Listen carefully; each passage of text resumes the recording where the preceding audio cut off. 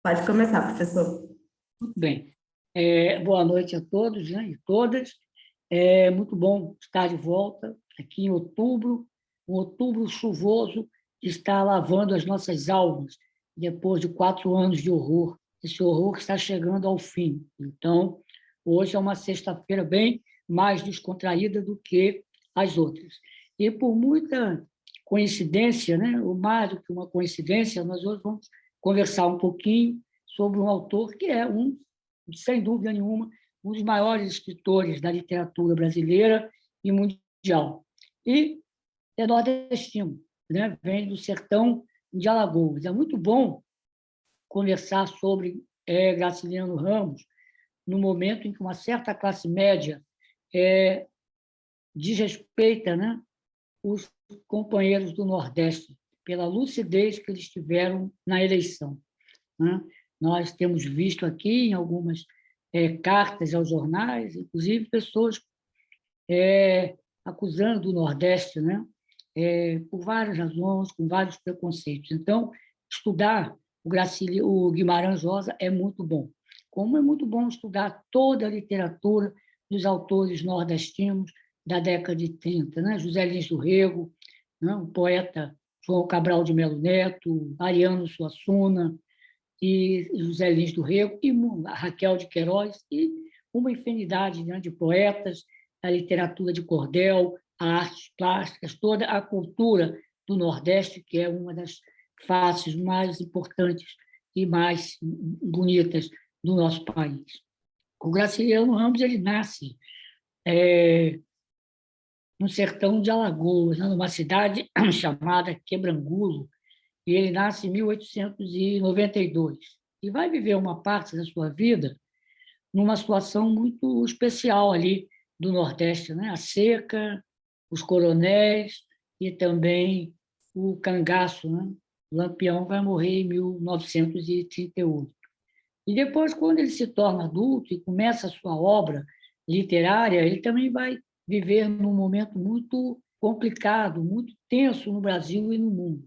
A instabilidade política, né? A Revolução de 30, depois o Estado Novo, em 37, os rescaldos, né? Da Primeira Guerra, a quebra da Bolsa de Nova York, em 1929, e assim uma situação de muitíssima insegurança, né? E na Europa e no mundo a ascensão do nazifascismo. Então, ele vai ter muito essas características na sua obra. Quando nós olhamos os personagens do Graciliano Ramos, nós vamos ver que eles estão numa luta constante com o meio, quer o meio físico, quer o meio social. Uma tensão muito grande nessa relação, que faz com que a literatura dele seja uma literatura muito pesada em alguns aspectos, né? Muito marcada por homicídios, por suicídios.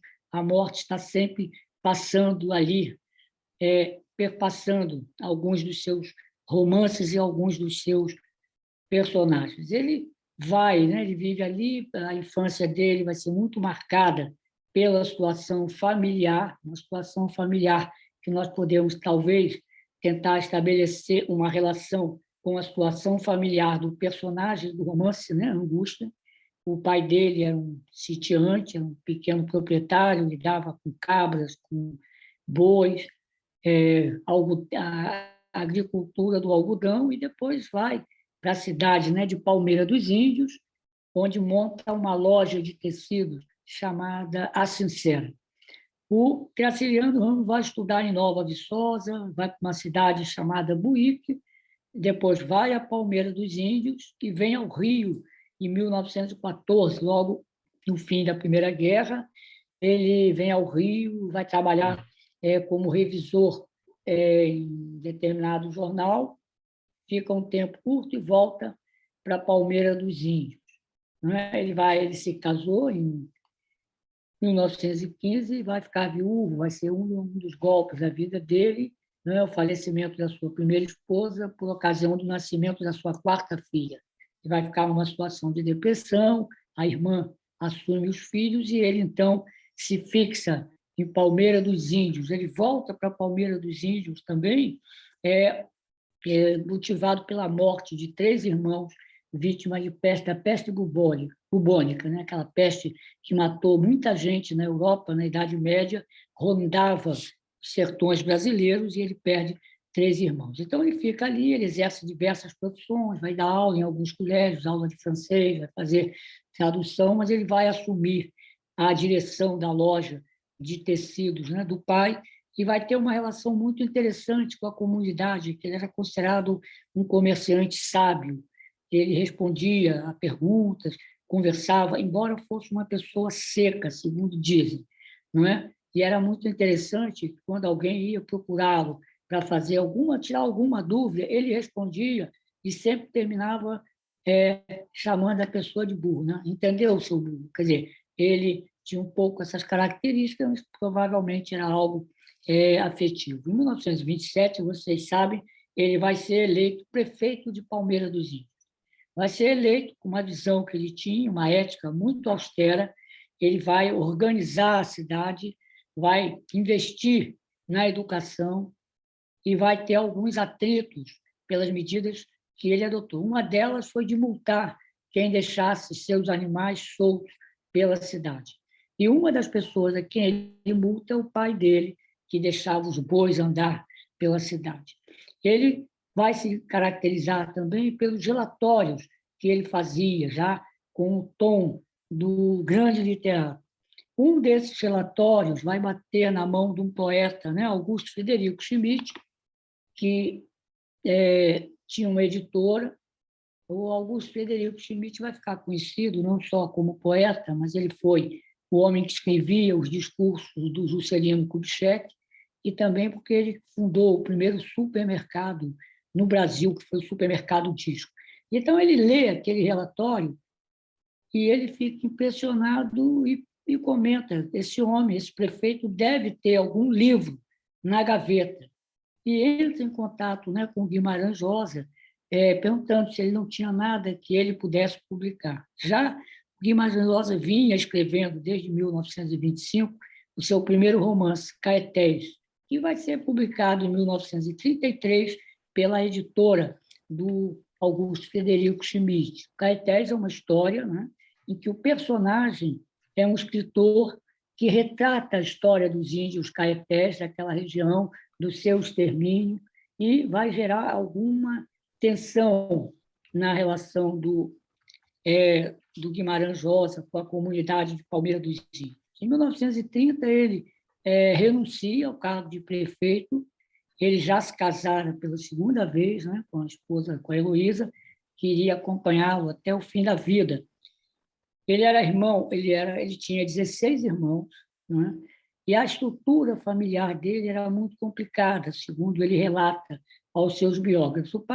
O temperamento variava muito em função dos negócios. Quando os negócios estavam bem, ele estava ganhando dinheiro, ele tinha uma relação afetuosa com a família. Quando não, ele tinha uma relação muito rigorosa, de muito castigo. E a descrição que o Graciliano faz da mãe dele era de uma pessoa muito difícil, uma pessoa agressiva, provavelmente que vivia amargurada e que era um tanto cruel.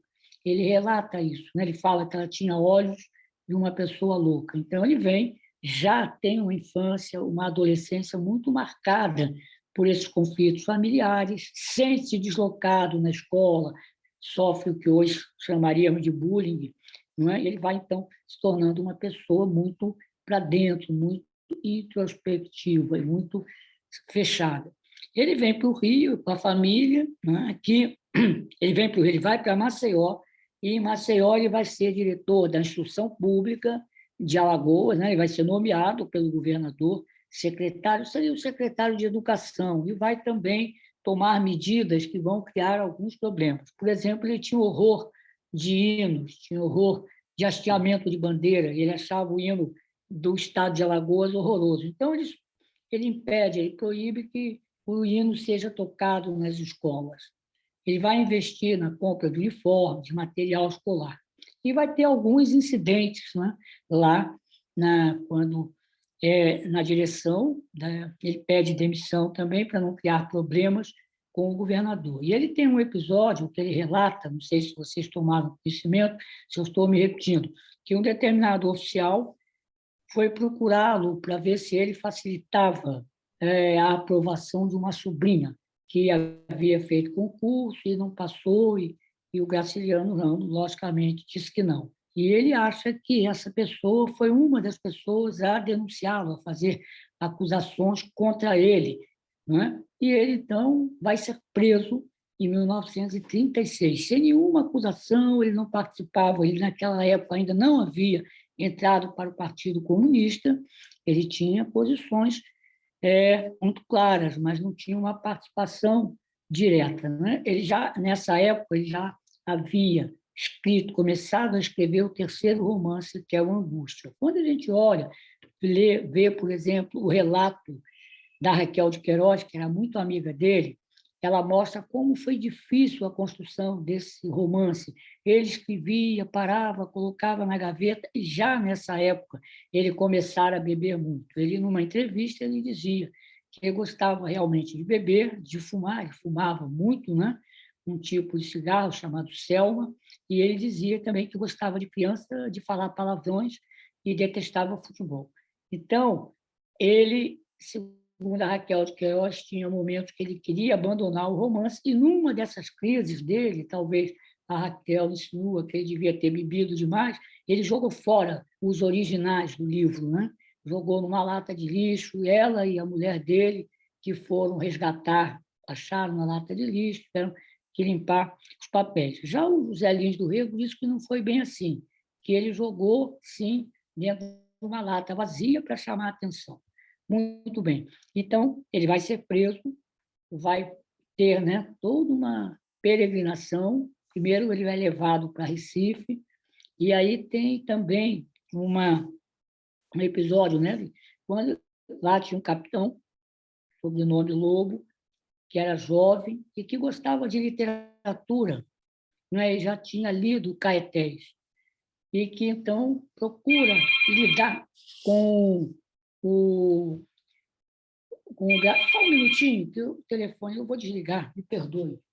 Vamos voltar? Então, ele vai. Podemos? Alô? Oi, professor, podemos sim. Sim. Ele, então, é levado para Recife, e esse capitão tem uma atitude assim, protetora, diferentemente da atitude do general que entra e diz assim: se dependesse de mim, eu matava todos vocês comunistas. Não é? Então, quando ele está para ser embarcado de Recife para o Rio, num navio chamado Amazonas, onde os presos eram colocados, esse oficial chega, pega um dinheiro e diz a ele: olha, você vai precisar desse dinheiro, leva esse dinheiro, e ele não queria. Isso é um empréstimo. Muito bem. Conta o biógrafo, um dos biógrafos dele, que anos depois, numa livraria no Rio de Janeiro, um amigo chega com um senhor, não é? E pergunta se ele sabia quem era aquele homem, se ele lembrava. Ele disse que não. E aquele homem era aquele capitão que já era general, e ele se emociona muito com isso. Então, ele vem para o Rio, ele vai ficar ali na Presidente Vargas, na penitenciária, na Frei Caneca, ali a casa de detenção, e vai aí estabelecer contato com alguns intelectuais que estavam presos, por exemplo, Barão de Tararé, Apolônio de Carvalho, Hermes Lima, um Rodolfo Giorgio, que era um argentino, que estava preso ali depois daquela manifestação da Aliança Libertadora Nacional, e ele também vai entrar em contato com a Eneida, que era uma jornalista, e com a doutora Anísio da Silveira, que é alagoana, e que vocês já devem ter escutado falar nela, a mulher do Museu do Inconsciente, um papel extremamente importante. Ele, inclusive, faz referências a ela no livro dele, Memórias do Cárcere. O Angústia, que é o livro de hoje, ele foi publicado depois, ele estava preso.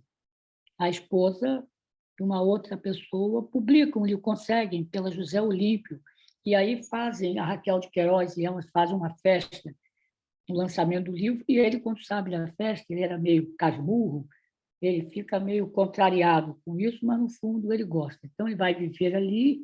Nesse período, estava também lá a Olga Benário Prestes, né? Ela não tinha sido ainda entregue aos nazistas, e ele vai ser transferido para a colônia Juliana, para a colônia lá da Ilha Grande, para a colônia penal que havia na Ilha Grande. E vai ficar lá, vai ser um inferno, aquilo lá era um terror, e vai ficar lá 15, 20 dias. Eles conseguem, alguém consegue, junto ao irmão do Oswaldo Aranha, então ele volta para o presídio da FECANÉ, que volta e os presos o recebem muito bem, e ele volta acabado, deprimido, precisou ser operado. Então, ele vai escrever, durante a prisão, memórias do cárcere, que a gente pode comparar, guardadas todas as diferenças e a genialidade dos dois autores, com o Recordação da Casa dos Mortos, do Dostoiévski. Ele vai publicar Memórias do Cárcere, né? Vai ser um livro publicado póstumamente, depois de 1956. Angústia, ela é um livro que foi escrito em 1935, por aí. Qual é a história do livro, né? É a história de um obscuro funcionário público chamado Luiz Silva, que vai ter uma infância muitíssimo difícil. No relato do personagem, não aparece o nome da mãe dele, aparece o nome do pai, da avó. Ele vem do sertão e ele vai passar uma série de dificuldades até que ele entra no serviço público, né? E também trabalhava escrevendo. Alguns autores procuram ver nesse personagem alguma coisa do Graciliano, por dar uma olhadinha nisso. Ele vive isolado. Quando a gente olha o personagem, a literatura, né, o texto, é um texto denso, uma atmosfera extremamente sufocante, um mundo assim bastante enevoado, um mundo onde ele se desloca. Olhando a dimensão do tempo e do espaço do personagem, da história, nós vamos ver que é um tempo, é um presente contínuo, como se o tempo fosse concreto, como se o tempo se arrastasse pelas paredes da casa dele, pelas ruas onde ele anda, não é? Ali passado em Maceió, na década de 30, a pobreza dos vizinhos, e o espaço onde ele vive, a casa dele, que é quase que uma projeção do espaço interno. A Angústia é um espaço estreito, é uma casa feia, mal cuidada, onde à noite ele escuta o ruído dos ratos, né? O ruído das suas fantasias inconscientes, representadas por esses guinchos dos ratos. E ele mora com uma empregada surda, que tinha o hábito de esconder dinheiro no pé das árvores. Então, ele vive ali, nesse mundo, um mundo extremamente estreito, humilde e oprimido. E ele tinha 1000 fantasias. Ele queria ser escritor, escreve algumas coisas, e sempre vivendo, o personagem vai viver toda a sua história entre a miséria material e a miséria existencial. E entre esses espaços, não é, vem todo o sofrimento dele, toda a loucura do personagem. A ascensão, ele busca uma ascensão social pelo casamento, quando então ele se envolve. Veja que na história dele não há grandes envolvimentos amorosos, tem pouquíssimos amigos, é uma pessoa extremamente solitária. Ele se envolve com uma vizinha, né, uma jovem chamada Marina, sobre a qual ele projeta todas as suas fantasias.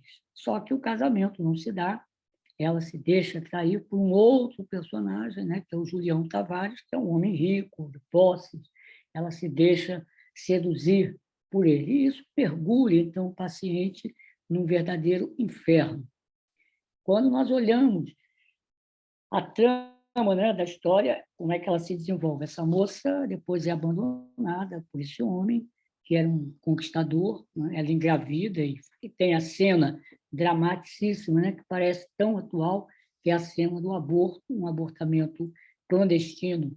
E aí aparece todo o lado perverso do personagem, quando ele segue a moça saindo lá da casa da parteira, que faz o aborto, ofendendo, quer dizer, colocando, fazendo uma catarse do seu ódio. Então, e termina, logicamente, com ele elaborando a morte do Julião, que ele acaba assassinando por enforcamento. Quando nós olhamos a análise da personalidade do personagem, né, nós vamos ver uma situação marcada por uma depressão crônica, que a gente chama de melancolia, onde todas as coisas são negras, todas as coisas são cinzentas, não tem grandes afetos.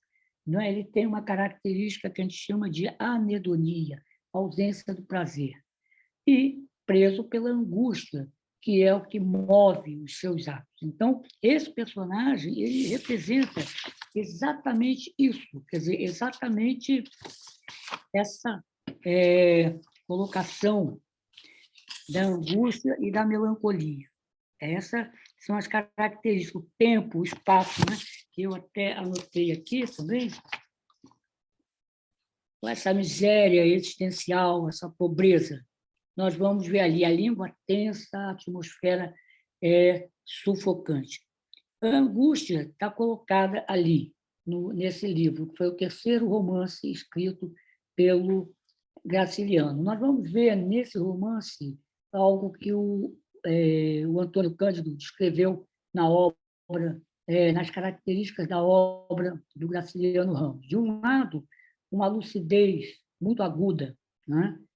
De outro, o aparecimento de impulsos inconscientes, como acontece com o personagem, né? Quando ele parte, está obsessivo, e tem uma estrutura obsessiva, os pensamentos que se repetem, e há uma explosão da pulsão de morte, passa a dominá-lo e que termina, então, com o assassinato. Está colocado ali, como diz o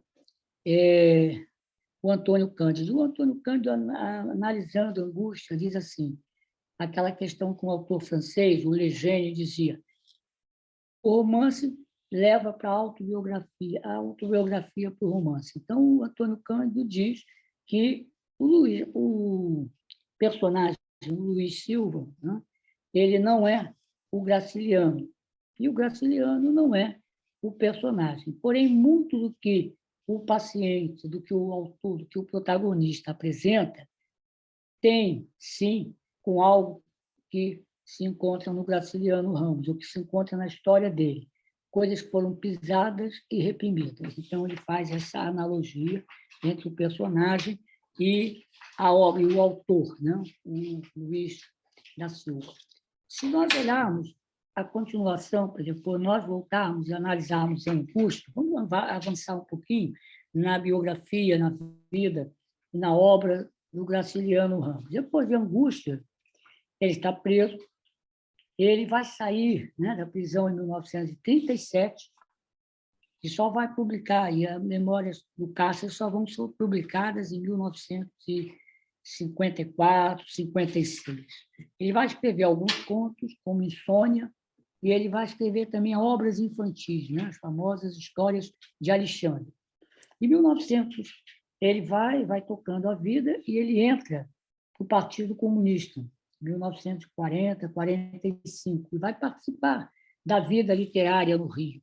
Ele consegue um emprego, arranja um emprego para ele, até muito interessante essa história do emprego, que ele não queria aceitar, porque foi um pedido que o Carlos Drummond de Andrade fez ao Gustavo Capanema, que era o ministro da Educação do Getúlio, era um homem de muita proximidade com Getúlio. Ele não queria, porque ele tinha um horror ao Getúlio, não gostava, mas ele acabou tendo que aceitar. Ele tinha 8 filhos, a situação dele financeira era difícil, então ele vai trabalhar como inspetor federal de ensino no Ministério da Educação. E, paradoxalmente, o Ministério da Educação tinha uma revista que era autorizada pelo DIP, e ele e outros autores de esquerda vão escrever nessa revista. Ele vai participar, vai frequentar as livrarias, vai ter amigos e desafetos, ele era uma pessoa difícil, uma relação muito próxima e muito complicada com José Lins do Rio. Então, ele vai chegar a ser presidente, né, da Associação Brasileira de Escritores, com uma participação muito grande nas reuniões. Muito bem, ele vive e ele começa a ter alguns problemas com o Partido Comunista. Não é? Ele começa a ter alguns problemas pela maneira como ele colocava as questões dos seus personagens. Começam a dizer que ele era pessimista, que tinha que melhorar mais o ânimo dos seus personagens. Quando ele sai da prisão, ele vai publicar, em 1938, Vidas Secas, que vai ser, antes de 34, já ia pulando, ele publica um grande romance, que, a meu ver, o melhor romance dele, chama-se São Bernardo. São Bernardo é a história de alguém que vem de baixo, que ganha dinheiro, ganha poder na terra, se torna um grande latifundiário, um grande proprietário, arrogante, oprimindo as pessoas, não é? Com uma estrutura paranoica. Esse chama-se, né, o Paulo Honório, tem um grande filme do Leon Richman, chamado São Bernardo, em que São Bernardo, que o Otto Bastos representa o protagonista. Essa pessoa quer se perpetuar através dos filhos e se casa com uma professora pobre da cidade, né? E a relação vai ser um inferno, porque ele vai se tornando cada vez mais desconfiado, mais suspicaz, mais perseguido, acha que todos querem roubá-lo, que estão contra ele, então ele acaba desenvolvendo um delírio de ciúmes, uma celotipia. E esse delírio de ciúmes gera uma tensão muito grande na esposa dele, a Madalena, e ela acaba se matando. Tem um suicídio e ele, então, entra na depressão e ele descreve que ele acaba perdendo tudo. E ele tem uma frase célebre onde ele diz: dizem que eu tenho a culpa de tudo, mas a culpa não é só minha, é de uma vida agreste que fez a minha personalidade ser agreste. Então, é o grande romance que é São Bernardo. Em 38, ele publica Vidas Secas, né, que também vai dar um filme do Nelson Pereira dos Santos. Ali também é a vida do camponês sem terra, do homem sem terra, com a família, né? Fabiano, a sua mulher, Vitória, os dois filhos e a cadela, que se torna um grande personagem do cinema nacional, que é a baleia, a cadela que, com fome, sonhava que estava tendo preais ao seu redor. Um homem sem terra que vaga pelo sertão e despossuído de tudo, inclusive de uma linguagem, sem a defesa de uma linguagem comum. É o Vidas Secas. Ele vai ter também, só para a gente entrar na angústia, ele, em 1952, ele, com seu Partido Comunista, manda ele à Rússia, ele viaja pela Europa, vai à França, à Inglaterra, e passa um tempo na antiga União Soviética. E, quando volta, ele publica um livro chamado Viagens, onde ele descreve o que ele viu na Rússia, né, na União Soviética e também na Tchecoslováquia. Só que esse livro não agrada à estrutura do partidão. O partido, naquela época, estava com uma visão obreirista e cobra dele, né, que ele não retratou como devia os operários russos, não engrandeceu. Eles ficam e querem fazer uma certa censura a ele, só que isso não se faz e o livro foi publicado. Ele vai ter alguns embates com alguns autores comunistas que aderiram ao realismo socialista. O realismo socialista era uma forma do realismo, né? Na literatura. O Lukács dizia que o realismo é a grande figura da literatura, porque, ao retratar a realidade objetiva, retrata os conflitos e as tensões dos homens. Só que o realismo socialista, a partir de 1932, criado pelo Maxim Gorky, na Rússia, na União dos Escritores, passa a ser uma propaganda, a literatura passa a ser uma propaganda política e social. E o Graciliano rompe com isso, ele dá uma entrevista dizendo que realismo socialista era uma bobagem, não tinha nenhum sentido, não era literatura. Isso cria um certo problema para ele com o Partido Comunista, mas ele não sai, ele continua no partido. E ele, a literatura dele é o realismo crítico, a realidade está ali colocada com as suas contradições e o desenvolvimento dessas contradições, colocando as possibilidades do homem e as possibilidades da revolução. Logo a seguir, quando ele volta para o Brasil, ele bebia muito, fumava muito e tinha um temperamento extremamente difícil. Ele adoece, ele vai desenvolver um câncer muito grande de pulmão, carcinoma dos fumantes. Em 1952, final de 52, a medicina não tinha os recursos que tem hoje no combate às neoplasias, inclusive em termos de técnicas de diagnóstico. E a terapia, a cirurgia torácica era uma coisa difícil. Então, ele vai ser encaminhado para a Argentina. Na Argentina, ele não tinha grandes recursos. E aí o Partido Comunista se reconcilia com ele, né? Se penitencia por ter criado alguns problemas e vai ajudá-lo financeiramente na ida para Buenos Aires. Lá em Buenos Aires ele seria operado, e foi aquele que era considerado o melhor cirurgião de tórax da América Latina, chamado Jorge Tayana, que não cobra os honorários e diz, não, para mim é uma honra operar o maior escritor brasileiro. Ele foi operado, não tinha o que fazer, o tumor estava grande, invasivo, ele volta e vai atravessar, né, até março, ele vai morrer em março, vai ser internado, vai viver na base da morfina. Vai morrer, ele era com os filhos, as pessoas, em que aquela aparência toda, né, deles, ele era uma pessoa austera, tinha uma ética muito assim vista na obra dele, né, a preocupação com mergulhar no interior dos homens, do homem, ver o homem com as suas circunstâncias. Ele lembrava, né, o Ortega y Gasset, o homem é cada um com as suas circunstâncias, é produto dessas circunstâncias e a busca de uma verdade. Então, ele percebe, ele foi muito homenageado na doença, seu aniversário foi comemorado, e ele fica muito mobilizado com isso. E tem um dia o relato da esposa dele, ele estava muito inquieto, ela foi conversar com ele, ele falou, não, eu acho que eu estou morrendo, mas eu não tenho medo de morrer, só estou angustiado porque eu vou sentir uma saudade imensa de você. E ele vai morrer em março de 53, memórias póstumas, então, vão ser publicadas. A angústia, para a gente voltar para o tema, né, nós temos que entender o que significa essa palavra, qual é o sentido que ela tem. Do ponto de vista da clínica, assim, da psiquiatria, da própria psicanálise, nós temos que diferenciar o medo, a ansiedade e a angústia. Podem parecer a ansiedade e a angústia a mesma coisa, mas tem diferenças do ponto de vista clínico. O medo é o sentimento que se sente de ameaça diante de um perigo real, um assalto, um acidente, uma doença, uma perda. E diante de uma situação ameaçadora, uma situação que ameaça a estrutura egóica, que ameaça a vida, cada pessoa, como é que nós reagimos? Nós reagimos como os outros seres vivos. Ou nós enfrentamos, ou nós fugimos.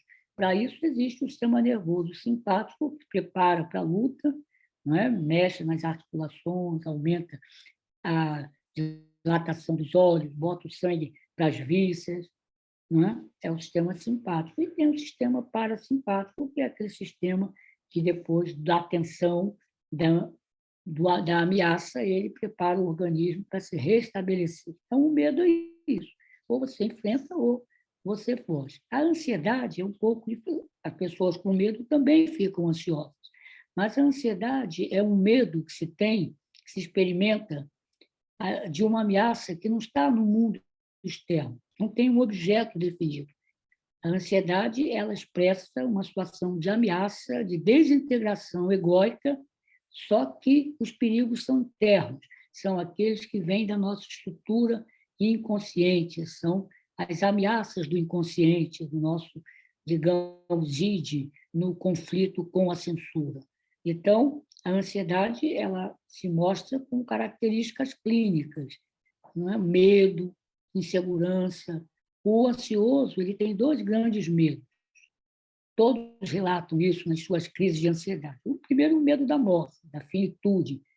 O medo da morte é o medo da perda do controle sobre o mundo externo. E o outro medo é o medo da loucura, o medo que reflete a perda do medo de perder o controle do mundo interno. A ansiedade, ela tem correspondentes físicos, taquicardia, taquipneia, lembra, né? Como se o paciente tivesse uma doença respiratória, ou então dor precordial, náuseas, vômitos, sintomas urinários, intestinais. A ansiedade, ela pode se dar como um sintoma em várias doenças, ela pode se mostrar, como hoje as classificações mostram, como transtorno de ansiedade generalizado, uma ansiedade em que a pessoa está sempre inquieta, sempre com medo de algo, a ansiedade ela é antecipatória, ele vive sempre aquilo que ainda não aconteceu. a grande figura literária da ansiedade generalizada é aquele personagem de Alice no País das Maravilhas, aquele coelhinho que atravessa toda a história com um relógio no peito, está sempre atrasado. Então, ele acaba, com todo ansioso, não ficando em lugar nenhum. A ansiedade hoje ela é uma característica da sociedade contemporânea, não é? Começa com a urbanização, com as grandes cidades, ela é muito comum nas grandes cidades, São Paulo, Rio, Nova York. Hoje, por exemplo, por toda uma condição histórica, cultural, o Brasil é um dos países que tem a maior incidência de ansiedade na sua população. Ansiedade, logicamente, muitas vezes requer tratamento. Ela pode também se manifestar de forma paroxística, súbita, dura 20, 30 minutos, 40 minutos, é a famosa síndrome do pânico, que é mais comum em mulheres jovens, né, de classe média, embora aconteça em todas as classes, dura 20, 15, 20 minutos e vem sem nenhum fator desencadeante. É uma crise que dá muito medo, a pessoa apresenta medo, agorafobia, medo dos espaços abertos, claustrofobia, medo de morrer, entra em pânico, busca ajuda médica, geralmente dura 20, 30 minutos, você usa determinadas medicações, aquilo passa, agora depois o problema é que a pessoa fica muito ansiosa esperando a próxima crise. Então, aí entra a psicoterapia, chamada síndrome do pânico. Pânico, a gente sabe, vai lá para aquele personagem da mitologia grega, o Pan, né? O Pan, que era um fauno, ele acossava as ninfas nas florestas gregas e, quando ameaçado por algum perigo, ele tinha um grito, ele lançava um grito que paralisava a vida, paralisava os animais, paralisava a natureza. Então, daí o termo pânico para essa situação. Também requer tratamento, acima do pânico. E a ansiedade é encontrada em várias situações, várias doenças clínicas se manifestam sob a forma de ansiedade, por exemplo, a questão do hipertireoidismo, certas formas de câncer, como o feocromostoma, mas ela está ali, ela é o sintoma. Alguma coisa está ameaçando a integridade da pessoa. Normalmente são fatores internos, são os conflitos, a censura, a repressão, ela começa a falhar e o ego começa a ficar assustado por aquela invasão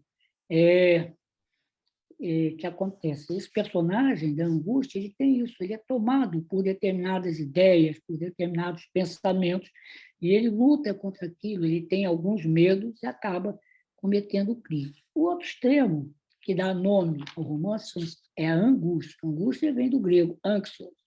Angústia quer dizer opressão, estreitamento. Ao contrário da ansiedade, que tem aquela inquietude, a angústia ela é paralisante. Ela é vivenciada como um aperto no peito, um aperto na garganta. Por exemplo, a insuficiência coronariana tem uma manifestação chamada angina pectoris, é a angústia do peito. A angústia ela não gera essa inquietude, ela gera uma paralisia. O personagem fica preso nas suas ideias obsessivas, fica parado. E, geralmente, a angústia ela está ligada a um sentimento vital, está ligada a uma depressão. Os sentimentos, do ponto de vista da psicologia e do ponto de vista de uma psicopatologia, foram descritos por um autor chamado Max Scheler. Ele fala nos sentimentos vitais, que são aqueles sentimentos que estão ligados ao corpo. Bem-estar, o mal-estar tem a ver com a estrutura cósmica. Né? Nos dias de sol, de céu azul, as pessoas todas estão se sentindo muito bem.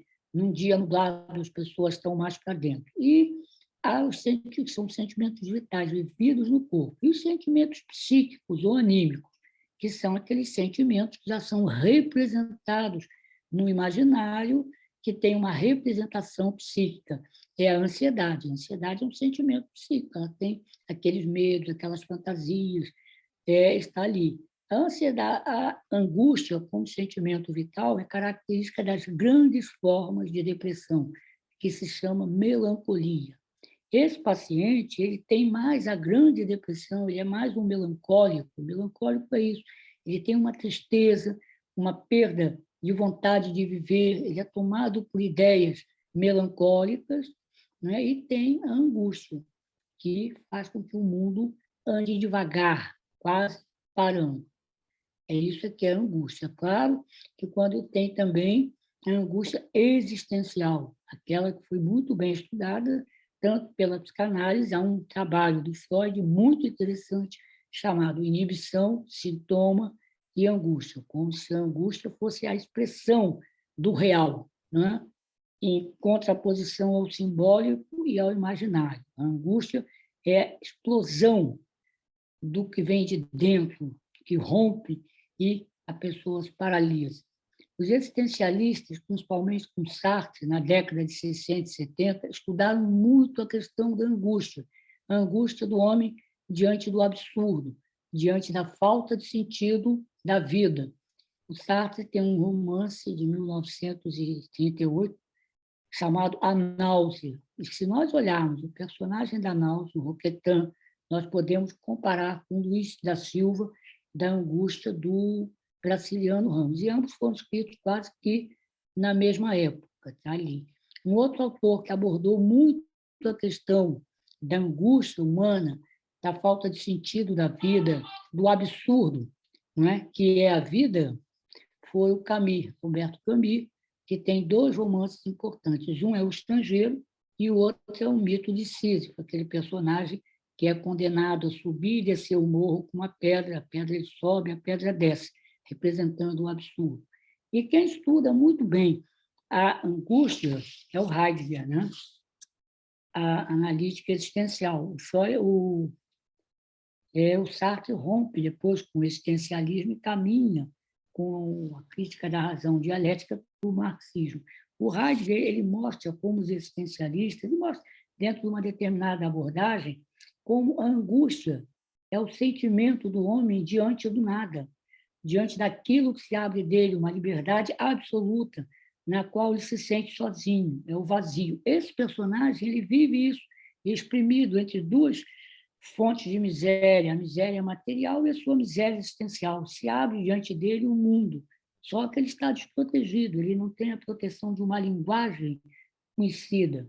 Ele está ali, é aquilo que eles dizem, né, o ser para a morte. E aí, a maneira de se lidar com isso, de controlar essa liberdade absoluta, que é a angústia, é através do projeto, né? O projeto, que seja ele autêntico ou inautêntico, dá um significado à vida, incorpora as pulsões, né, de vida e de morte nesse caminho. Então, esse personagem retrata isso, o vazio, a ausência de projeto, a repetição do tempo, o estreitamento do espaço. A angústia também, em grego, quer dizer eu estrangulo, o estrangulamento das possibilidades que a angústia traz, e paralisa. Então, é assim que eu vejo esse livro esse personagem do Graciliano Ramos, que é um grande escritor, talvez um dos maiores escritores da literatura brasileira. Né? A década de 30 foi uma década extremamente rica com a literatura nordestina.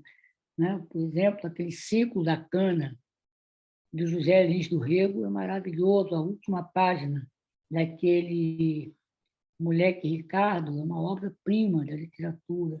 Morte e Vida Severina, do João Cabral, toda a obra do Ariano Suassuna, a poesia do Jorge de Lima, Manuel Bandeira. Então, quer dizer, o Nordeste é de uma riqueza imensa, não é? Na obra deles, retratando sempre a luta do homem com o meio físico e o meio social. Então, era isso que eu queria trazer aqui para nós conversarmos sobre a obra do Graciliano Ramos. Fico por aqui.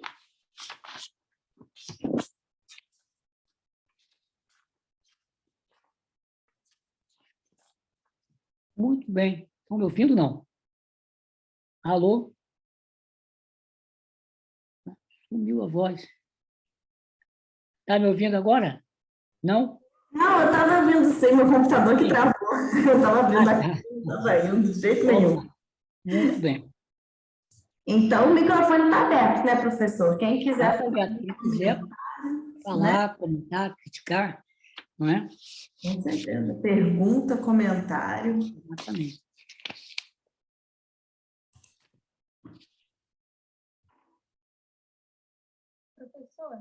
Oi, Tá me ouvindo? Tá muito baixinho, se puder falar mais perto do microfone, melhor. Peraí sim, que eu vou pôr o fone, que é o meu áudio do computador. Só um minuto. sim, a gente espera. Pronto, melhorou, né? Agora sim. Sim, Não sei, uma coisa que me chamou a atenção na narrativa, que eu queria ouvir você falando um pouquinho, é o fluxo dele de consciência quando ele se refere à Marina.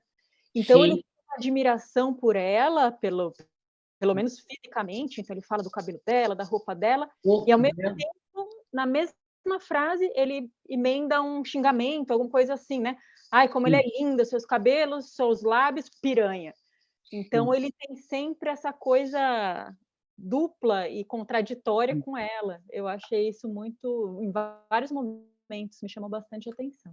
perfeitamente. Ele tem uma relação ambivalente com ela, né? A presença dela mobiliza nele determinados sentimentos de impotência diante da vida, né? Ele, se nós olharmos a biografia do personagem, o sentimento que ele tem é um sentimento de não acolhimento pela sua história infantil. Não foi acolhido. O não acolhimento faz com que a pessoa tenha uma dificuldade no processo de reconhecimento da sua identidade. Então, isso fica patente. Se nós olharmos mais de perto, tanto ela quanto aquele a quem ele vai matar, o Julião, são projeções claras do desejo dele, de um desejo ambivalente, de um desejo que não encontra uma ressonância no outro.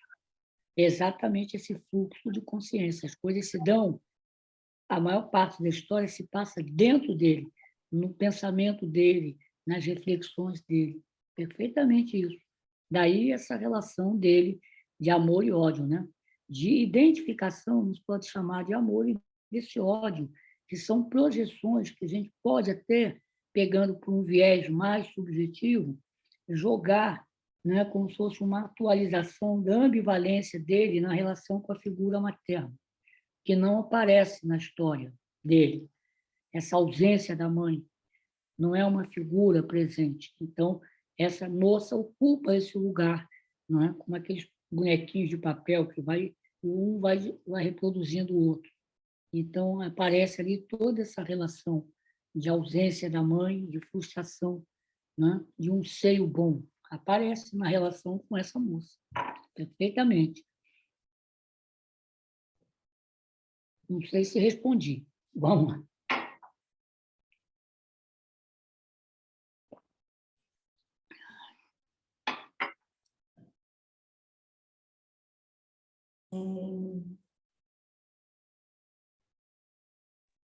Alguém gostaria de fazer algum comentário? Eu gostaria Sim, que quase não tem assim diálogo, né? Mas não. acho ele bem lúcido nas reflexões dele, até quando ele, não sei se poderia chamar de delírio, né? Ele reconhece que ali ele está divagando, né? Que ali ele não está Saindo bem, do, né? tá saindo do eixo, né? Saindo da trilha. Ele é bem assim reflexivo, né? Quando sai do eixo, bem solitário e quase não interage, né, com ninguém, né? Mas sempre observando ali as pessoas, né? Criticamente, né? É um Bem crítico. monólogo, né? Interior. É, É um livro, é uma história de confissão, uma confissão que ele faz a ele mesmo. Não existe interlocutor. A moça que trabalha na casa dele não é uma interlocutora. Ele não conversa com ela. Ele reflete, né? Ele monologa, quer dizer, ele conversa com ele mesmo, com os pensamentos dele. Agora, uma pergunta, né? Ele sempre se refere a ratos, né? Sim, O que os ratos significariam, né? Porque isso está sempre, até no final, né, do livro, sim. né? Ele com essa questão com os ratos, não sei se decadência, não sei o A que decadência significa. e também os ratos representam, na verdade, digamos, os sons, os ruídos interiores dele. Os ratos são as projeções, os medos dele, os medos infantis, né? Há uma fase na vida que as crianças têm medo em relação a certos animais, que são medos ligados à própria questão da estrutura, da identificação, da própria sexualidade. Não é por acaso que à noite, quando ele deita, ele escuta os ratos no teto, Sim. os guinchos, né? Quer dizer, o rato aí representa o lado interno dele, o inconsciente dele, que está ali aparecendo, né? E O lado aparece infantil também, né? Medos que ele carrega da infância, né? Veja que ele repassa isso aí, eu até ia colocar, que ele sempre se refere à imagem que ele viu, a imagem do pai dele morto, deitado num É, artesão, coberto com os pés de fora. Ele sempre tem essa referência, essa relação com a figura paterna e a ausência da figura materna, tranquilamente. Eu acho que sim, acho que é sim. esse o sentido do Rafa.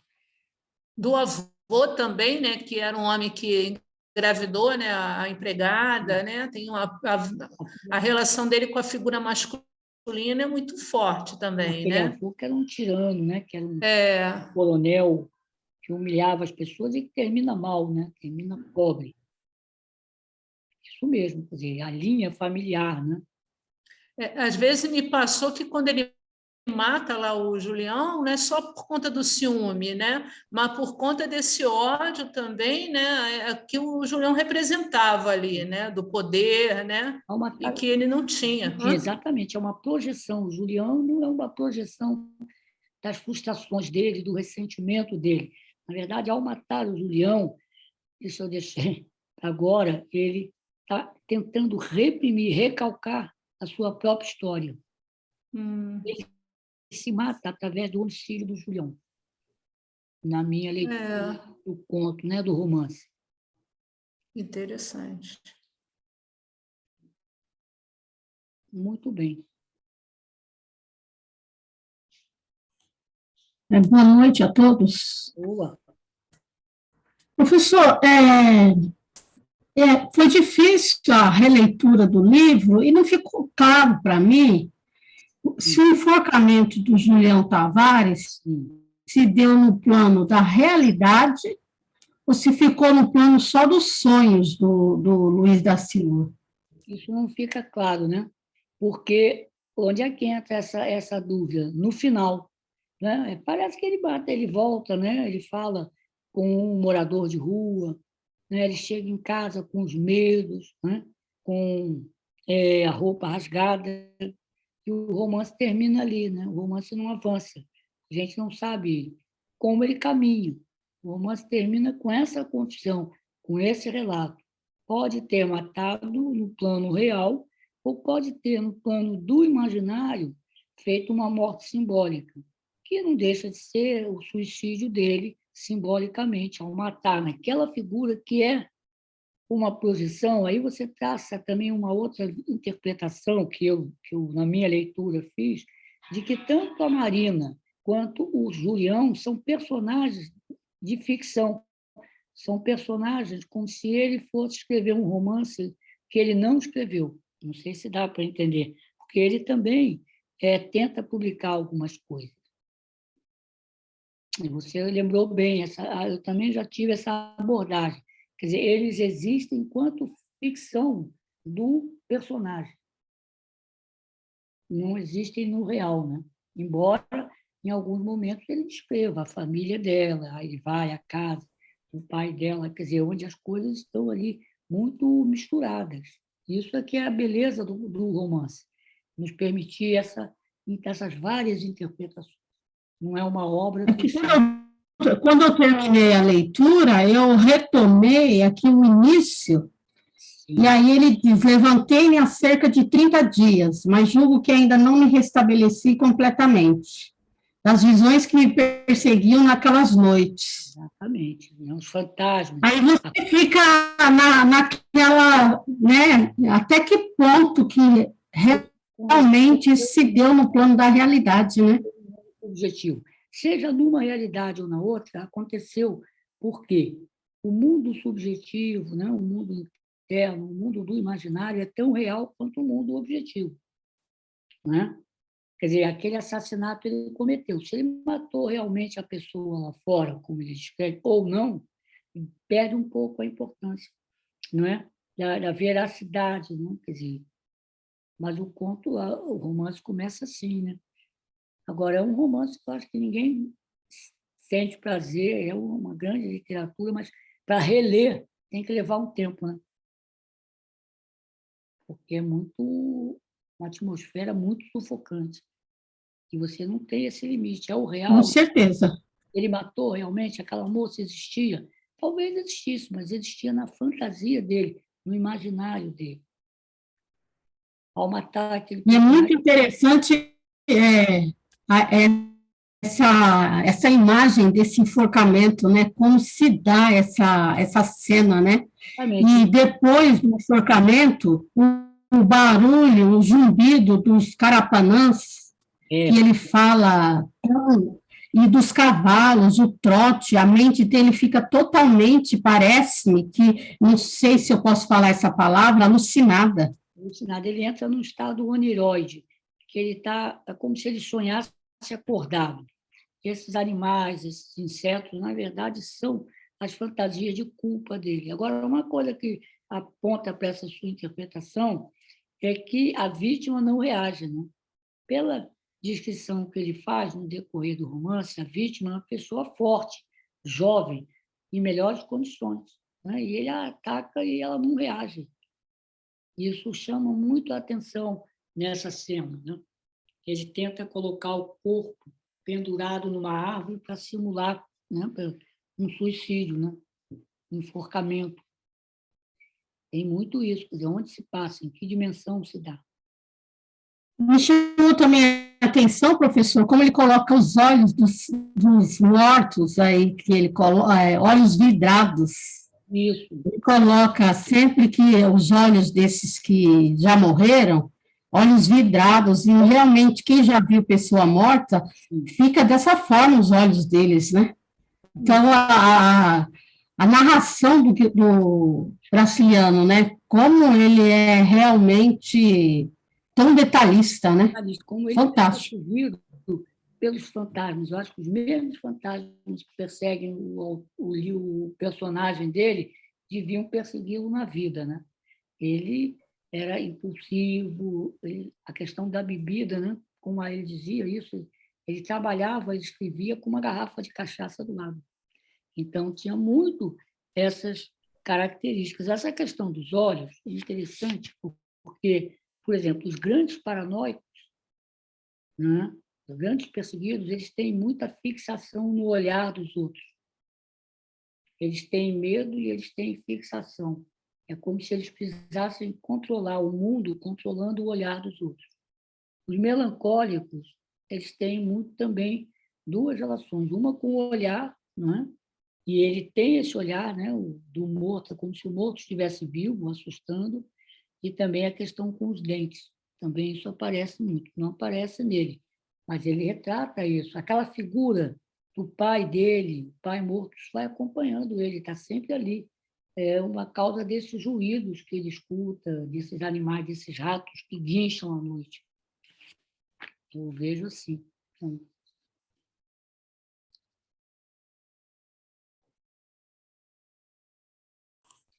Professor, vou ler uma pergunta aqui do Tarso, que ele deixou no chat. Não parece haver muito espaço para solidariedade nas histórias de Graciliano. Será que o autor não acreditava que as coisas podiam melhorar e a atuação política dele era mais por revolta e culpa do que por interesse humanitário? Ele tinha uma, quer dizer, há uma contradição, né, no fato do pessimismo dele, ao mesmo tempo a postura ideológica dele era muito assim do humanista, de alguém que se preocupa com as questões sociais, de alguém que acredita na revolução. Mas ele tem uma frase, ele tem uma conversa em que ele demonstra um pessimismo muito grande. Quando alguém fala com ele da revolução, ele diz, não, mas o povo, o operário não está nem aí, o operário está trabalhando, e o camponês sempre vota com o governo. Ele diz, que revolução é essa? Ele realmente, em um dado momento, ele descrê da possibilidade da revolução, mas, ao mesmo tempo, ele assume posições na vida, não é, que vão no sentido contrário ao do pessimista. É a grande contradição dele, né, a meu ver. Mas isso é impressionante, né? Como é que isso aparece na obra dele.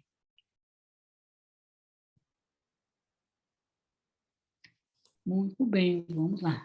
Temos tempo ainda, né? Temos. Elizabeth, você gostaria de comentar?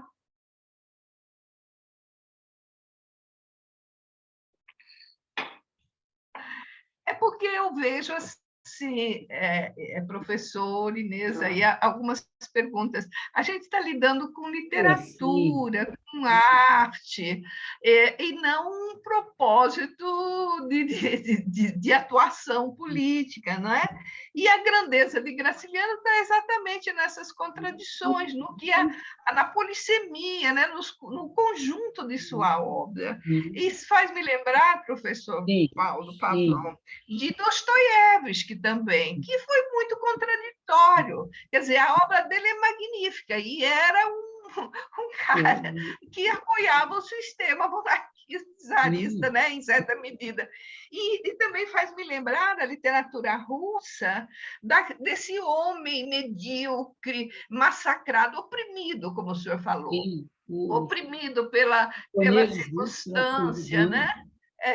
Do homem ridículo, do homem, sei lá, o homem ridículo mesmo, aquele homem que não tem na estrutura social, né, valor algum, porque ele também não se valoriza, né? Isso me lembra muito, quer dizer, talvez, né, acredito que sim, Graciliano já teria lido, claro, os grandes romances russos de Dostoiévski, e ele mesmo, dentro da sua posição política. É isso. O Graciliano ele vai recusar na literatura o realismo socialista, né? Ele recusa. O Jorge Amado, que era muito amigo dele, numa fase da vida, faz essa literatura, né? Por exemplo, Subterrâneos da Liberdade, o Cavaleiro da Esperança. Até era bom de ler numa sociedade onde nós, de esquerda, somos tão massacrados. Quando aparece um autor que coloca a gente como herói, é bom, né? Mas, literariamente, não é a melhor coisa. Né? É um dos melhores livros de Jorge Amado. O Dostoiévski é isso mesmo. Dostoiévski ele era eslavófilo, ele acreditava que a Rússia era a reencarnação do Cristo e que ela iria salvar o mundo. Ele tinha uma religiosidade que é muito interessante, que era muito característica de algumas pessoas com um tipo de epilepsia, a psicose epilética, que hoje praticamente não existe, do lobo temporal, eles desenvolvem uma religiosidade, um misticismo muito grande. O Dostoiévski ele morre, inclusive, em estado de mal epilético, mas ele tinha também uma ligação muito forte com o czarismo. Por quê? Porque ele cria um sentimento de gratidão pelo Nicolau I, porque ele participava do grupo que discutia política, que se opunha ao czarismo, e esse grupo foi preso, vocês sabem disso, ele foi preso, foi lá para aquela fortaleza de São Pedro, São Paulo, eles foram condenados à morte, mas todos eles eram pessoas de uma certa condição social, de pessoas próximas. Então, o que eles fazem? Eles são levados, né, de manhã, são amarrados no pau, né, onde os condenados ficavam, têm os olhos vendados, eles sentem que o pelotão de fuzilamento está em frente a eles, não é? Quando vai dar a ordem de fogo, já estava ali, né, um emissário do czar, toca uma corneta e é lida a comutação da pena de morte, que é transformada lá para a Sibéria. Na mesma hora, ele teve uma crise convulsiva, pelo choque, né, grande. Então, ele tem na vida dele, ele é um jogador, tem uma compulsão enorme pelo jogo. Agora, todos os romances dele retratam de uma forma muito clara o que era o czarismo, o horror, a opressão. O Graciliano faz essa denúncia também na sua forma, na sua literatura, no seu realismo crítico. Ele coloca o homem sofrido, né? O homem sempre no conflito, na relação com o meio físico, com o meio social, sempre essa dureza que caracterizava ele, uma certa austeridade. Se a gente olhar a literatura dele, os textos têm uma certa brevidade, têm algumas elipses, tem a concisão e tem uma contenção. Por quê? Porque ele, na vida pessoal e na literatura, ele era contrário aos derramamentos, aquelas manifestações grandes de afeto, Então, isso aparece nos personagens dele. Parece Então, no isso. estilo também, né? No Isso. estilo da escrita. Isso. Aquele jogo assim de frases Isso. muito curtas, A de brevidade do texto, substantivos, não tem subordinação, não tem nada não, disso. E é é um direto choque, ele joga isso na cara do do leitor. leitor, né? Veja isso em Vidas Secas, por exemplo. É brabo, não é? Mas é um grande escritor, né? Sempre foi um grande crítico, né? Da opressão, sempre dessa maneira. Muito bem. Tem uma pergunta da Alessandra. Professor, o comportamento do protagonista revela alguma patologia específica? Seria uma pessoa com inclinação à depressão ou melancólico? Ou teria alguma outra patologia envolvida que pudesse levar à alucinação? Ele é um melancólico, né? Ele é um melancólico, ele tem uma tristeza vital. Quer dizer, uma tristeza que não tem uma motivação ligada a um fato, é uma tristeza que decorre do próprio existir. Não é? Ele sofre, o problema dele é um mal-estar existencial, que se expressa por uma angústia. Né? O mundo dele é um mundo estreitado, ele está preso naqueles limites da casa, naquele mundo.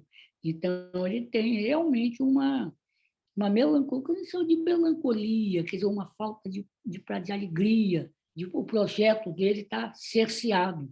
Não é? É isso que ele tem, quer dizer, pobreza existencial. Ele fica preso ali ao mesmo tempo que ele não consegue realizar os projetos que ele tem. Eu acho assim.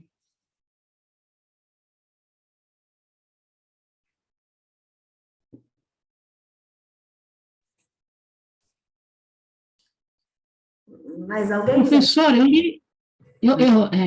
Inês, eu li num artigo, mas desculpe-me, que eu não anotei qual o nome do artigo, mas depois, próxima aula, eu prometo que eu trago. O livro teve 2 títulos propostos. O primeiro, Um Colchão de Paina, se refere ao colchão da prisão em que Luiz da Silva se imagina depois de cometer o crime, Sim. contra Julião Tavares.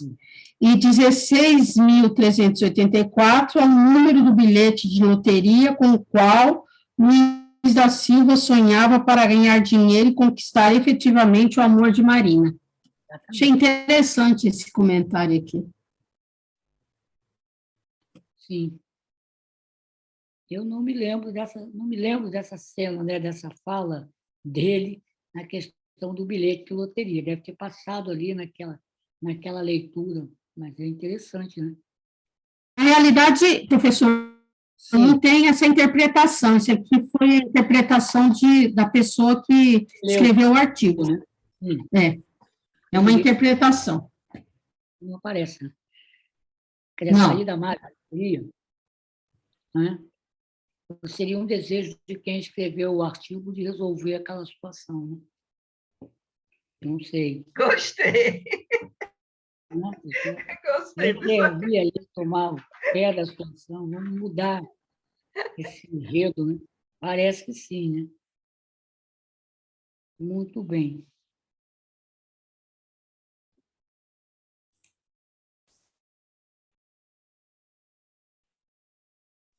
Eu achei também bem forte essa frase, professor. Ele tem frases assim, ótimas, né? Escolher marido por dinheiro, que miséria, não a pior espécie de prostituição. Que ele fala em relação à Marina, porque ele traz, assim, nossa, críticas, né? Ela, ao mesmo tempo que é uma outra Marina, né? Depois que ele descobre a traição. E ele tem um ódio, né? Um discurso de ódio ali, uma cena, quando ele vai acompanhando ela está frágil, ela sai, depois do abortamento, ele vai acompanhando, vai torturando ela. Né? Ela até diz aí, mas o que eu lhe fiz? Tal. Tem esse diálogo muito duro, muito brabo, pesado.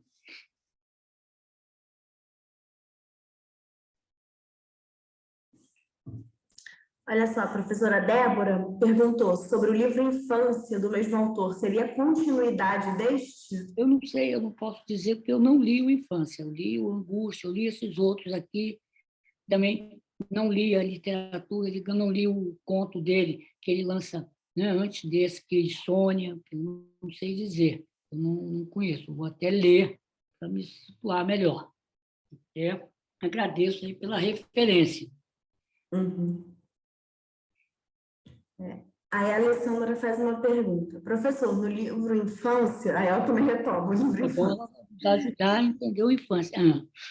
Sim. Narra sua infância. Graciliano narra sua infância e liberdade, incluindo seu processo de aprendizagem na escola, com as dificuldades que tem para aprender a ler, e também as surras que levava de seu pai.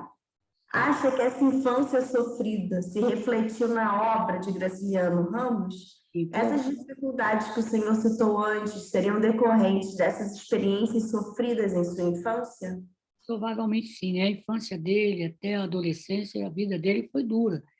Como ele dizia, o pai, quando estava bem, tinha uma atitude, mas quando estava mal, era tirano, castigava.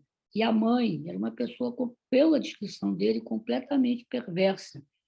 É uma figura que ele, é interessante que os pais vão morrer já, o pai dele vai morrer já, ele é adulto, ele já como escritor consagrado, né? Morre em 30 e poucos, 40, e a mãe também, vão morrer idosos. Mas ele sofre, por exemplo, ele relata nas escolas, né, por onde ele ia, o tamanho dele em relação aos outros alunos. Ele era considerado um menino feio, não é? Menino feio, ele sentia as roupas que ele usava eram motivo de deboche. Então, ele tem toda uma relação, né, muito traumática. Né? Ele tinha o quê? 16 irmãos. Agora, ele vai ter 8 filhos na vida dele. Né? Agora, na relação familiar com os filhos, então, ele era um pai extremamente carinhoso, com os netos também. Eu conheci pessoalmente uma neta dele, que foi minha aluna, e que depois eu até vim a ser diretor dela no Ministério da Saúde. Né?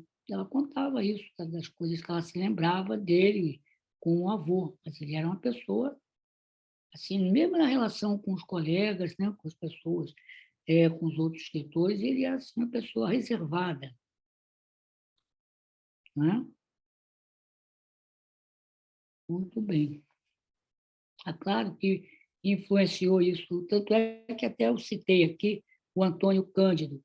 Né? O Antônio Cândido diz assim, não podemos dizer, não posso dizer que o Luiz da Silva é o Graciliano, nem que o Graciliano é o Luiz da Silva. Porém, posso afirmar que muita coisa do Luiz da Silva, nele, Graciliano, aconteceu. Quer dizer, assim, os pisões que ele levou e as repressões. Né? O Antônio Cândido, numa análise da obra do Graciliano Ramos, fala sobre isso.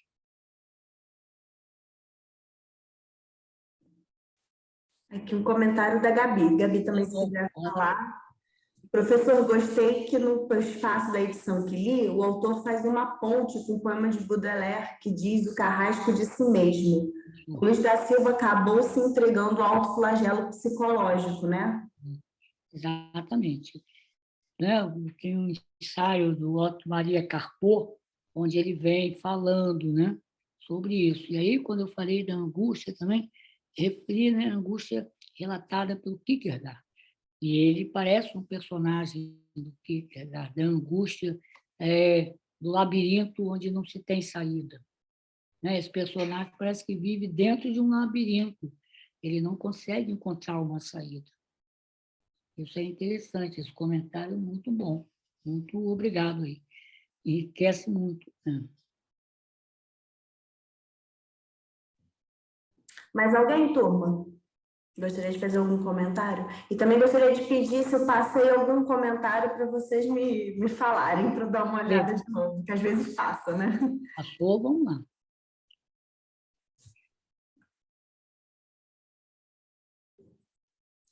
Todo mundo reflexivo hoje, professor. O livro causou isso. O livro é realmente Impactante, É né? angustiante, né? Uma leitura que você é como se estivesse subindo uma ladeira. Sim.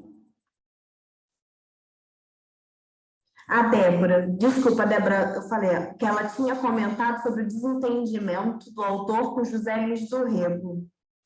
Para Com você comentar um pouquinho sobre esse desentendimento. o José Lins do Rego era uma pessoa que ajudou muito o Graciliano. Quando o Graciliano sai da prisão, vai morar um tempo na casa dele. Agora, havia vários desentendimentos, né, ali entre os escritores nas livrarias. Não é? Eu sei que eles chegaram a quase que a brigar fisicamente. Depois se reconciliam, né? Na doença do Graciliano, eles se reconciliam. Não sei qual é, por quê, não tenho noção hoje desse desentendimento. Não é? Não sei. Não foi como, por exemplo, o desentendimento entre o Garcia Marques e o Vargas Llosa, que foi por uma relação amorosa, tal. Não sei o que houve, se foi por uma diferença política, não tenho noção disso, mas eles se desentenderam, eles eram muito próximos e depois se afastaram.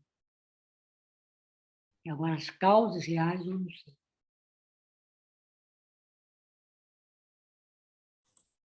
Professor, eu vou falar de mais uma cena que ficou muito marcada para mim, Ótimo. foi a cena do enforcamento do Evaristo, num galho de carrapateira. Como o Graciliano descreveu essa cena de uma forma tão realista, eu já vi uma pessoa enforcada. Isso aí... É muito real, é muito realista a forma como ele descreve. Eu já vi também pessoas enforcadas, até por a questão da profissão, não é? Exatamente ali, né? O cangaceiro. Essa cena é angustiante. Angustiante, né? Essa aí, Evaristo era um cangaceiro, né? Famoso, né? Evaristo da Engrácia, não é isso? Vai me lembrar também essa cena, a memória, né? As memórias do Jorge de Lima, ele criança na cidade dele, lá também em Alagoas, né? Vem a missa da passagem do século. Aí um cangaceiro conhecido, famoso, ele desce, ele acha que ele, no dia da festa, podia entrar na cidade, ele entra sozinho e vai rezar. E aí ele é morto, né? E o Jorge de Lima, criança, acaba assistindo a essa morte, né? Fica impressionado com isso. O suicídio, o enforcamento desse cangaceiro, o Graciliano descreve com muitos detalhes, né? Quer dizer, era danado. A relação dele, por exemplo, também na prisão, né? Quem leu Memórias do Cáceres, a Memórias do Cáceres foi um livro publicado póstumamente. Tem uma cena que ele comenta, né? A relação que ele teve com Anísio da Silveira, né? Uma pessoinha tímida, não é? A relação dele, como é que ela mais afetuosa e ele mais fechado. A amizade deles, né? Era assim. A maneira que ele tinha de elogiar, né? Às vezes era chamando a pessoa de burra. Era o temperamento. Isso aparece na literatura dele, tranquilamente.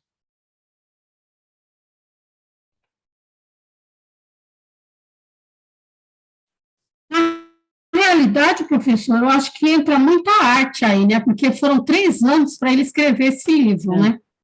Então, assim, escrita, reescrita, né? Porque para todo esse detalhismo da cena, é muita observação por parte do escritor, né? Uma outra característica eu conheci um colega, um psiquiatra, que morou com ele, quer dizer, na mesma pensão dele. Ele morou muito tempo numa pensão no Catete, né? Ele escrevia e reescrevia e rasgava e voltava. Ele tinha uma certa obsessão com o texto. O texto tinha que ser muito enxuto. Quer dizer, se você quiser comparar o texto dele na prosa com a poesia do Cabral de Melo Neto, que também é uma poesia seca, né, que nem um cactus, você vai ver que os dois tinham isso. O Graciliano Ramos era conhecido por isso. Ele levava semanas para completar um texto de uma página, porque escrevia, reescrevia, e aí ele ia bebendo, né? E ele tinha um temperamento difícil. Um dos o Denis de Moraes, que tem um livro dele, sobre ele, e outros biógrafos também, contam uma história dele. Ele foi solto, né? O José Lins do Rego foi conversar com Getúlio, pediu para soltar o Graciliano. Aí o Getúlio disse, olha, mas eu não mandei prender comunista nenhum, não mandei prender ninguém, eu não posso soltar. Se eu não mandei prender, como que ele não podia soltar? Ele era o ditador. Aí ele diz para o cara, fala com o fulano de tal, o chefe da Casa Militar, para ligar para o Filinto Miller. Filinto Miller era o chefe de polícia, um torturador terrível, né? Foi presidente da Arena, senador pelo Mato Grosso, morreu num desastre de avião. Manda ele ver apurar alguma coisa, se não tiver nada, manda soltar o Graciliano. E aí, logicamente, ele foi solto, depois deram emprego para ele. Mas aí contam a história, é o seguinte, o Getúlio, às vezes, à noite, saía do palácio, que vocês conhecem ali, não sei se vocês conhecem, quem mora no Rio conhece o Palácio do Catete, ali na Glória, no Catete. Não é? Muito bonito. Tal. Ele morava ali, às vezes ele saía à noite com uma capa, chapéu, e andando sozinho na frente, a guarda pessoal vinha mais atrás. Ele gostava de passar nos pontos de ônibus, tal, de votação, para ouvir o que as pessoas estavam falando dele, e às vezes conversava com uma pessoa ou outra. Né? Então, uma noite, ele estava andando, o Graciliano Ramos vai subindo, que morava ali perto. Quando o Getúlio vê que era o Graciliano Ramos, né, tira o chapéu e faz um cumprimento todo gentil para ele, pergunta se o Graciliano respondeu, parou, nada, continuou, ignorou, né? Passou por ele direto, né? Foi embora. O temperamento dele era assim, quer dizer, muito, muito seco nesses aspectos, né? Então, muito direto. E ele era cara conhecido também porque ele gostava muito de falar palavrão, né? Muito. Ele dizia, eu sinto prazer em falar palavrão, e beber cachaça e fumar muito. Ele dizia isso, tranquilamente. Aliás, professor, na passagem do aborto, tem muito palavrão. A questão do aborto, né, está bem colocada ali, a maneira como ele descreve a parteira, a casa dela, né, a senhora, né, e ele vai punir a Marina, né? Ele vai acompanhá-la, ofendendo. E aí é uma questão, né, que também hoje a gente precisa trazer a discussão, né, a questão da legalização do aborto, a descriminalização do aborto. Não é? O Brasil tem uma taxa alta de mortalidade de mulheres pobres por aborto, por suas consequências. Né? As mulheres de classe média alta saem, vão fazer protegidas. Já as mulheres pobres elas são presas. Quer dizer, isso é um absurdo que precisa ser repensado, precisa ser... Hoje, no Brasil, com essa questão toda aí desse fundamentalismo evangélico, a coisa é complicada, mas é uma questão importante que ele coloca ali no romance. Né? Quer dizer, é interessante também ele colocar ali essa questão do abortamento.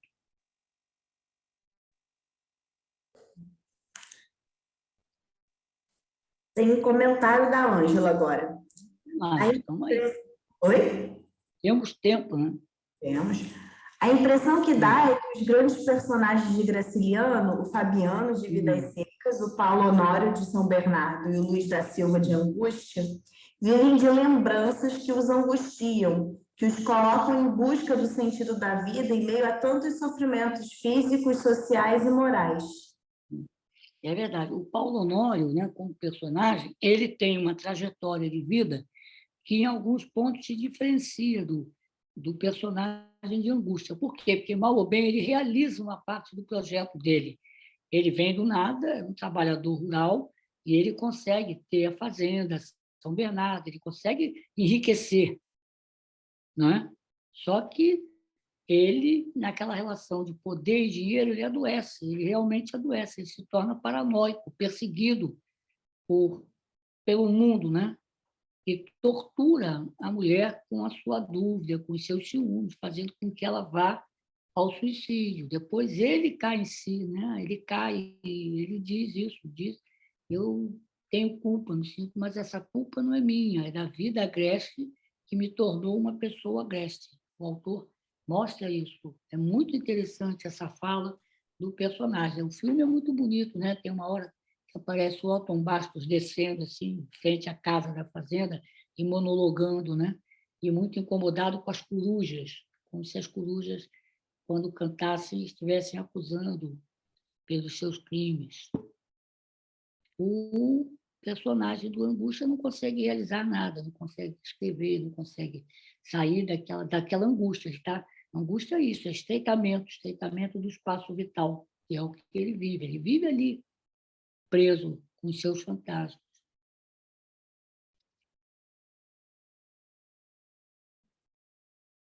Professor, gostaria de agradecer por mais essa aula incrível. Agradecer a todos. Eu aprendo mais, eu aprendo muito nesses encontros. Vamos nos encontrar em dezembro, né? Hoje foi muito bom, foi uma sexta-feira muito descontraída, porque o horror está indo embora, e foi muito bom. Nós hoje, eu coloquei isso no início, torna a colocar. Nós, não é, como homenagem quase que ao Nordeste, a sua participação na vida do país, estudarmos o Graciliano Ramos. O Nordeste é muito importante, né? O Nordeste está na nossa vida, embora algumas pessoas queiram negar isso. O Nordeste é o Brasil, é a face do Brasil. E nos salvando, né, de várias formas. Baiana, a Bahia nos ajudou muito, isso mesmo, achei ótimo, né? A Bahia também é um centro da vida, né? Os poetas baianos, né? Os músicos, Caetano, Gilberto Gil, toda aquela riqueza que a Bahia tem, né? O Dorival Caymmi, tudo isso, o Nordeste está ali, né? Quando eu vou ao Nordeste, eu não fico assustado achando que eu não preciso de passaporte para ir ao Nordeste. E não sei, quando vou a alguns lugares aí no Brasil, eu às vezes fico até na dúvida, esqueci o passaporte, será que vão pedir? Então é isso, foi muito bom, agradeço. Dia 2, vamos sair do Nordeste até Moscou, até São Petersburgo, né, que é o Dostoiévski. Tá bom, o André está ali também agradecendo, André Luiz Silva, está ótimo. Um abraço para todos. Sim, a gente que agradece, né, professor? Porque a gente só é bom que o pessoal está aqui participando, né? A Ângela também, foi muito bom. Muito Olha só, Um abraço, professor. durante a semana, Um abraço comigo. para todos. Um abraço. Um abraço para todos. Um abraço.